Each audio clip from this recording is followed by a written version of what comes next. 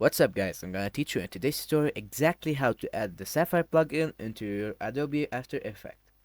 So first, you want to go to the Sapphire website.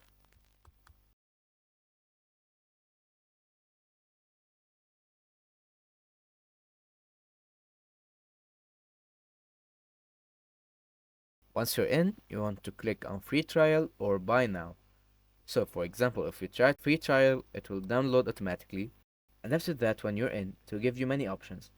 So first, if you have an activation code, you can put it and purchase it. If you don't have it, you can still have the free trial. So let's go ahead and go to the free trial. I will give you many options of plugins for Adobe. So we're gonna choose After Effects. It will automatically start downloading. So after that, when you go to Adobe After Effects and search for Sapphire, it will appear right here. And that's it, guys.